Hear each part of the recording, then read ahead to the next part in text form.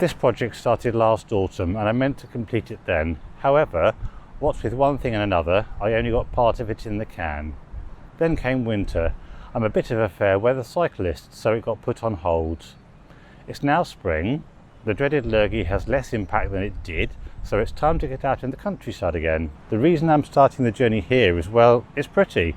I'll leave you with some footage of Sturminster Mill while I ride to the start of the trail. Which is this lovely car park where Sturminster Newton Station once was. Sturn Newton's been a market town for the best part of 1,000 years, and the cattle market was Europe's largest for a time. The creamery produced cheese, and the station provided good access to London to sell produce. Both the market and the creamery had closed by 2000, and this lonely piece of track is the sole remnant of the station. The trailway follows the line of the old Somerset and Dorset Combined Railway, which started as separate companies. The Somerset bit was opened in 1854 to transport manufactured goods from Glastonbury to the Bristol Channel, and the Dorset bit opened in 1860, joining Wimborne and Blandford, with a plan to head northwards to Bath. Both companies felt joining would be mutually beneficial, and the line opened in 1863. The only slight problematic was the tracks were different gauges. Somerset was broad gauge and Dorset was standard gauge. Somerset installed mixed gauge tracks to allow through trains. The line was extended to Bath, but this was financial suicide, and in 1875 Midland Railway and London South Western took it over. It did well until the 1950s, then started to decline and branch lines were gradually closed. Dear old Dr. Beeching came along and axed the whole thing in 1966.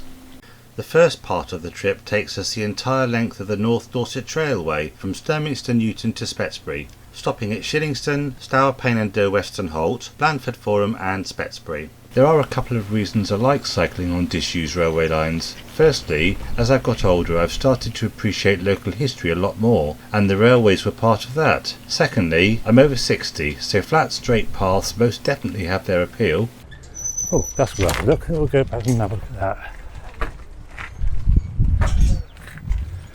When the line closed after Beeching's cuts, as well as lifting the track, they also knocked out a lot of the bridges. Utter vandalism. They could have left the bridges. You can still see the original pillars, but there's a new bridge for walkers and cyclists. This is one of the diversions. What does it say? Beer Marsh Farm. Righty-ho. Oh, lots of people out today. Oh, another cattle grid. Okay, that's the route of the railway line. This is Shillingston Station, currently being restored. The track bed was purchased by Dorset County Council for a possible Shillingston bypass that didn't get built, so it's been leased to the Shillingston Railway project. The reason for the ornate canopy for a station serving mostly farm traffic was that Lord Wolverton's estate was nearby, and it was erected to protect Edward VII, who was a regular visitor from crappy Dorset weather. Come 3 miles then. I think it feels like 3 country miles. So we're just leaving Shillingston, heading towards Blandford. That's worth a stop.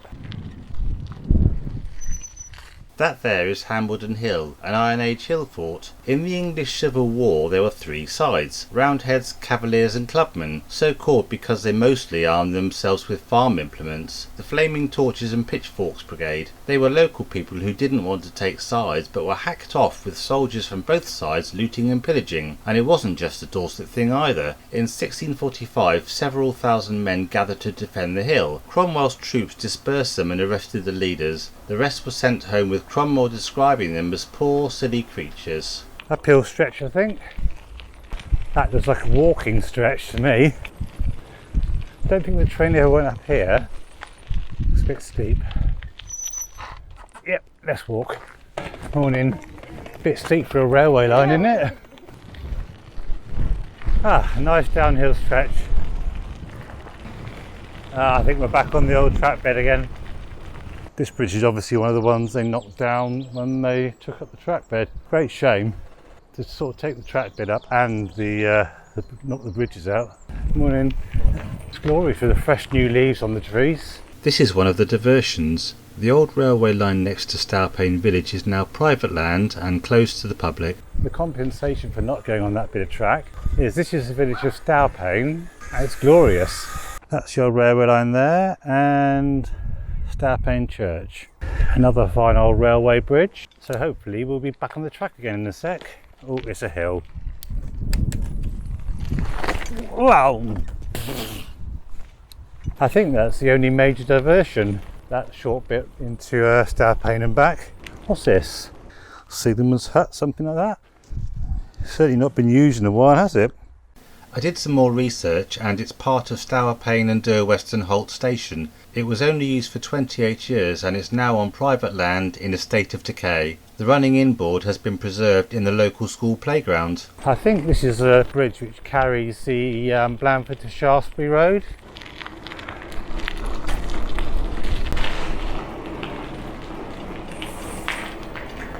Another hill.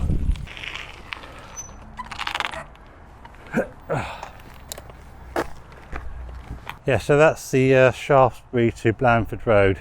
Shaftesbury's on the right, Blandford's on the left. Cows, my favourite thing. This lot are my worst nightmare. I stopped to change the battery in the action cam and got surrounded by them. Just glad there's a fence between us. When the Blandford bypass was built, the old cuttings provided a convenient dump for the excess spoil, which was landscaped back to how it was before the railway, hence the uphill sections of track earlier. So that's the steep hill that goes up to Blandford on the Blandford to Shaftesbury route. Looks like we're going under it.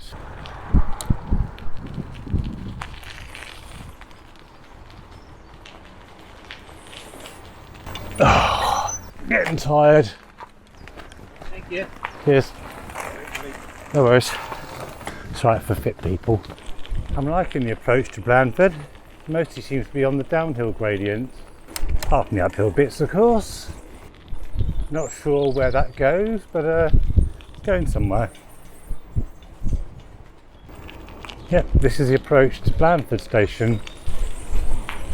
This bridge is a footbridge, possibly originally part of the station itself. Today, left and right of the bridge is Alexander Road. Blandford is noted for its Georgian architecture. It's got so many Georgian buildings because it burnt down in 1731, leaving a blank canvas to build Blandford version 2.0. The fire started in the tallow chandler's workshop when an apprentice made too big a fire under a soap boiler. He raked out the excess and whoomph, 90% of the town gone in a few hours. The insurance assessors were the Bastard brothers, local architects. The claims totalled just under 78k and they trousered 5%. The Bastards then got contracts to rebuild much of the town.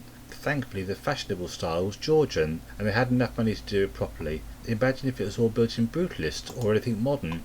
George too divvied up some money towards rebuilding. Blandford was royalist during the Civil War, which may explain his generosity. Leaving Blandford Station, there's nothing to show where the line used to be. This bit, pretty much the last bit that's left. Old bit of railway line in the car park and one of the old train wheels. This bit of road led towards the viaduct known as the Arches. After Beeching's closure, the track was lifted and the bridge demolished in July 1978.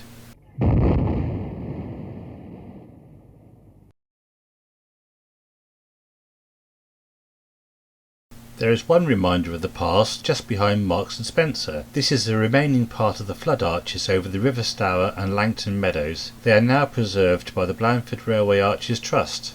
From Blandford Station, the line ran over a viaduct called the Arches and through Marks and Sparks, continuing over the Stour Meadows Viaduct, right through Tesco's and the new housing development. After an off-piste meadow ride and some road riding, we're back on the old railway line. Now you've got Blandford St Mary to the left, and the main road between Blandford and Poole to the left. What have we got here? I think it's a road bridge over the railway and what looks like the remains of a station platform. Where are we at now? No information. That's what Google's for. Look it up later. Another bridge, there's surprisingly a number of them that are still intact. This is Spetsbury Station and it was closed in 1956. The whole Somerset and Dorset line closed in 1966, but the Broadstone to Blandford section stayed open for 3 years to transport goods. It's being restored by the Spetsbury Station Project Group. The aim is to restore the platforms and buildings as close as possible to the original and run a small cafe and heritage centre. This is the end of the line for the moment. The trail disappears here, so we've got to ride back on the road. Whoa!